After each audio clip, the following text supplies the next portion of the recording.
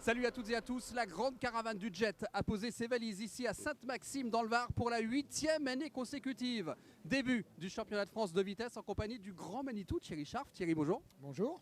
Comment elle se présente cette nouvelle saison ici à Sainte-Maxime, sous le soleil en plus? Et ouais, c'est vrai qu'on a de la chance cette année, il fait beau. L'année dernière, ça n'avait pas été le cas. On avait eu des conditions difficiles pour le début de saison. Donc le soleil, ça c'est une belle chose. Et puis un plateau incroyable, 135 pilotes enregistrés ce matin. C'est du jamais vu quasiment sur une compétition de vitesse en France. On a des qualifications, on a la chance d'avoir d'excellents pilotes. Donc on est vraiment ravis d'être ici à Sainte-Maxime et de débuter une nouvelle saison. Thierry, vous avez presque tout dit. Juste un mot sur le tracé. Il est nouveau par rapport à l'année dernière, il y a eu quelques petites modifications. Disons qu'on est un peu limité parce que Sainte-Maxime, vous l'avez vu, c'est une petite plage. C'est un peu alors ça a un avantage, c'est que ça donne une belle proximité, une belle visibilité aux spectateurs. Par contre, le circuit est un peu ramassé, surtout à cause de la sortie du port. Donc on est obligé tous les ans de faire à peu près le même circuit. On le fait évoluer, c'est jamais les mêmes bouées. Et puis vous le verrez cet après-midi, parce que là ce matin, là c'est calme pour cette ouverture. Mais cet après-midi, on nous annonce un petit peu de vent d'est. Donc le circuit, ça ne veut pas dire grand-chose, parce que dès qu'il y a des vagues, le circuit change complètement. Donc c'est la particularité du jet par rapport à d'autres disciplines de sport mécanique.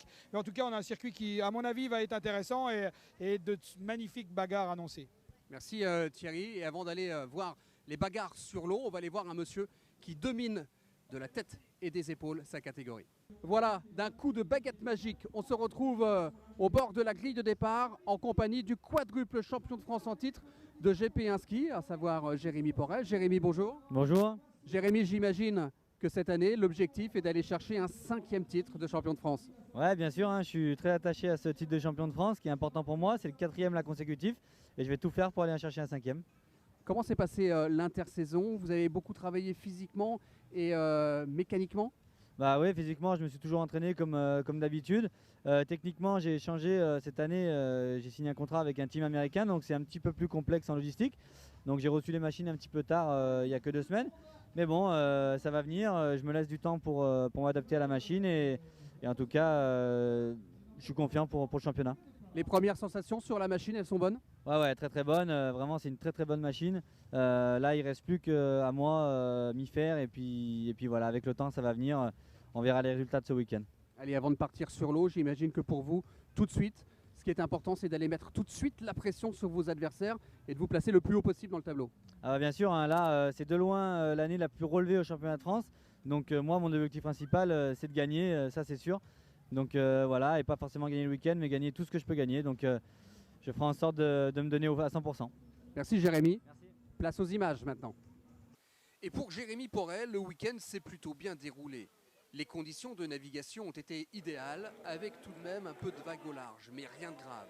Un ciel un peu plus gris en fin de matinée dimanche et un spectacle extraordinaire, entièrement gratuit, pour le public venu nombreux assister à cette discipline extrêmement physique. Car c'est un vrai show qu'ont proposé ces pilotes pour entamer cette saison en fanfare sur ce circuit vraiment technique où le pilotage a fait toute la différence. Les meilleurs de la discipline sont présents et Jérémy Porel va se montrer d'une incroyable régularité. Il va survoler 2 des 3 manches qu'il va remporter et il finira 2e de l'autre sur sa Kawasaki 3 cylindres développant 1200 cm3. Autre pilote régulier ce week-end, Valentin Dardilla. Lui aussi, il a lâché les chevaux et a ouvert plein gaz pour remporter la première manche et finir 2e des 2 suivantes. Au général, il monte fort logiquement sur la 2e marche du podium, juste devant un autre membre de la dynastie Porel, Morgan, le petit frère, qui a fièrement défendu ses chances en donnant du fil à retordre au leader. Des bagarres incroyables qui ont rythmé le week-end et ont fait au final un homme heureux. Je suis très content, effectivement, je cours sur une nouvelle machine, donc j'ai un temps d'adaptation. Première manche un petit peu moyenne, la deuxième un peu mieux, la troisième parfaite. Donc voilà, là je commence vraiment à faire corps avec la machine, j'ai besoin de m'entraîner encore. Mais je suis très content de prendre le leadership du championnat de France et j'espère bien le garder jusqu'au bout. Pour moi c'est un championnat qui est très important, très relevé. Donc voilà, je vous donne rendez-vous à la prochaine et très motivé pour la suite. Vous allez être l'homme à battre cette saison. Ouais, ça fait longtemps que je suis l'homme à battre, donc j'ai l'habitude. C'est pas une place facile parce qu'on est beaucoup jalousé et on est beaucoup mis en avant, mais c'est quelque chose qui me plaît, je suis là pour me battre. Je suis heureux d'avoir des adversaires de taille et je ferai tout pour garder ma place. Au classement général de cette catégorie ski GP1, Jérémy Porel est donc bien installé à la première place avec 173 points. Il compte 7 longueurs d'avance sur Valentin Dardilla et 49 sur Morgan Porret. Allez, avant de s'intéresser au Run GP1, on s'est installé confortablement dans la tente des kinés avec un monsieur que vous connaissez parfaitement, Christophe Mailleux. Christophe, bonjour. Bonjour. Pour ce premier week-end ici à Sainte-Maxime, comment avez-vous trouvé les pilotes ? Bah écoutez, c'est un début de saison, donc les pilotes sont pas mal, ils sont prêts, ils sortent de préparation physique depuis quelques mois. Donc ça se passe bien, ils sont simplement très tendus, donc au niveau musculaire c'est pas génial. Il faut leur redonner confiance, il faut les masser, les étirer, s'en occuper comme en tout début de saison, parce que la pression fait qu'ils stressent un peu, quoi. Quels sont les bobos les plus fréquents auxquels vous êtes confrontés ? Alors sur un championnat de France comme aujourd'hui, vitesse endurance GP, beaucoup en fait de tétanie au niveau des avant-bras. Des problèmes de dos, de réharmonisation articulaire qu'il faut traiter, des problèmes d'épaule. C'est principalement les mêmes soucis. On a heureusement pour nous peu de traumatos. Quand il y en a, c'est un peu plus grave, mais bon, on n'a pas beaucoup d'accidents en fait en jet ski. Et puis on vient aussi ici un petit peu pour se réconforter ? Oui, c'est un espace en fait de détente. C'est-à-dire que les pilotes, quand ils sont ici, ils oublient un peu leur mécanique, ils oublient leur team, ils oublient un peu la pression. Et ça, ils se permettent de se libérer, de parler d'autre chose, de parler de leur future saison, de leur parler de l'état dans lequel ils sont et ils se détendent. Merci Christophe. Allez, on s'intéresse désormais à la catégorie Rennes avec un monsieur qui est champion de France en titre de Run GP1, vice-champion d'Europe de Run GP1 toujours, et numéro 2 à la ranking list numéro 2 mondial, Didier Chabert. Didier, bonjour. Bonjour. Comment se présente cette nouvelle saison avec l'objectif, bien entendu, de conserver votre titre de champion de France ? Bien sûr, l'objectif, c'est de gagner, c'est de conserver le titre. Après, c'est même d'améliorer en Europe et d'améliorer au mondial. Je me suis préparé physiquement, comme d'habitude. J'ai eu la chance d'aller en Californie faire un peu de motocross, qui est plutôt complémentaire physiquement par rapport au jet. Même au niveau c'est bon pour le timing, c'est bon pour le souffle. C'est un peu les mêmes sensations, à peu près les mêmes positions. Il y a des sauts, on a aussi quelques sauts de vagues, donc c'est intéressant pour l'entraînement. Après, je fais pas mal de footing, de salle, pour essayer d'être prêt. Voilà. Ça, c'est pour le physique, la mécanique, la machine, la première mise en main, ça vous a apporté de bonnes sensations ? Alors, la machine, si vous préférez, j'ai deux machines. J'ai un gros moteur usine pour les championnats du monde, pour les championnats internationaux. En championnat de France, je suis venu avec ma plus petite machine, qui est la machine de l'année dernière. Parce qu'on la connaît bien, parce qu'il faut être fiable, parce que je vise le championnat. Le but, c'est pas de faire un coup d'éclat sur une épreuve. Le but, c'est de gagner le championnat. Donc, je viens avec une machine qu'on connaît bien. Et pour également préserver mon gros moteur pour les internationaux, car le titre est jouable avec la machine que j'ai amenée aujourd'hui. Elle est suffisamment compétitive. C'est pas la plus grosse machine du parc, mais comme je le dis, on joue le championnat. Merci Didier, on a bien compris. Donc c'est la régularité qui sera le maître mot pour Didier Chabert pour conserver son titre de champion de France. Et bien, on va regarder tout de suite ce qui s'est passé pour Didier sur le plan d'eau.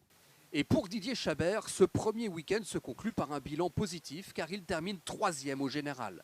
Le plus constant dans cette catégorie Rennes, celle des jets à selle et fin qui développent de 400 à 450 chevaux, c'est Teddy Ponce. Car la concurrence était relevée. 3 des 5 meilleurs pilotes au monde étaient sur la grille de départ. Rien n'accélère autant que ces bolides de 350 kg qui passent de 0 à 100 km/h en moins de 2 secondes. Excitation, émulation étaient les maîtres mots pour ce premier rendez-vous de l'année où tout le monde avait envie d'être à 200%. Des spectacles à couper le souffle pour des courses d'hommes, 6 fois champion du monde et spécialement préparé pour l'endurance cette année car il vient de s'imposer à la Caroujet en Guadeloupe. Teddy Ponce a vite retrouvé ses automatismes. Lors des 2 premières manches, il va se livrer à une bagarre de tous les instants avec Jérémy Pérez. Malheureusement, un problème mécanique sur la grille de départ de la 3e manche va priver Pérez d'un podium final. Mais la saison est longue et Jérémy Pérez n'a sûrement pas dit son dernier mot, laissant la victoire à Teddy Ponce. Sur la 2e marche du podium, on retrouve François Médori, le Corse au guidon d'une machine en pleine évolution qui lui permettra d'ailleurs de gagner la 3e manche. Et puis donc, à la 3e place sur le podium, Didier Chabert, le champion de France en titre, qui a géré en vrai champion, tout comme d'ailleurs Teddy Ponce, qui a su naviguer avec sa tête également. Ouais, c'est la régularité, c'est sûr, ça a toujours payé parce que pour gagner des courses, il faut déjà les finir. Mais malgré tout, on avait une machine qui était vraiment dans le coup. La première manche, j'ai fait une erreur. En fait, je suis allé trop tôt sur la Joker Line. Donc, du coup, Pérez en a profité pour passer devant. Et du coup, ensuite, j'ai perdu beaucoup de temps pour suivre sa cadence. Donc, la première manche, c'est vraiment une erreur de ma part. Ce matin, donc, on gagne la manche, on gagne en faisant le boulot, quoi. Et dernière manche, donc tout à l'heure, quand j'ai vu que Jérémy Pérez prenait pas le départ, du coup, j'avais pas grand chose à gagner que de naviguer à 200%. Donc voilà, on s'est tiré une belle bourre avec François et voilà, le deuxième, ça me convenait très bien pour la victoire finale, sans faire trop forcer le jet. Un mois d'avril magnifique pour vous, puisqu'une victoire à la Cargo Jet en Guadeloupe et une victoire ici à Sainte-Maxime. Ouais, c'est vrai que la saison elle commence plutôt bien. Après, ça n'arrive pas comme ça du jour au lendemain. Il faut travailler et on y passe beaucoup de temps sur nos jets de course. C'est beaucoup d'entraînement. Mais quand ça paye, c'est vrai qu'on est toujours très content. Et voilà, maintenant le prochain objectif, je ne sais pas encore trop au niveau de mon planning qu'est-ce que je vais faire, mais mon objectif prochain, ça sera vraiment d'aller en Thaïlande pour la King Cup. En tout cas, pour l'instant, Teddy Ponce est installé tout en haut du classement général de cette catégorie Run GP1 avec un total de 176 points. Il devance François Médory de 13 longueurs et Didier Chabert de 40 points. Et avant de se quitter, on va faire un bilan du week-end avec Thierry Scharff. Thierry, j'imagine que vous êtes heureux parce que tout s'est merveilleusement bien passé. Oui, parfaitement, comme vous le dites.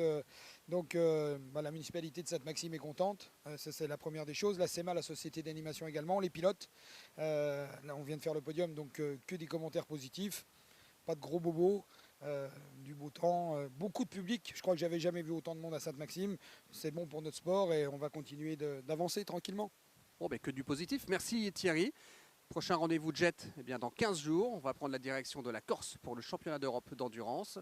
D'ici là, portez-vous bien. Puis on va se quitter avec les plus belles images du week-end. À très vite. Ciao.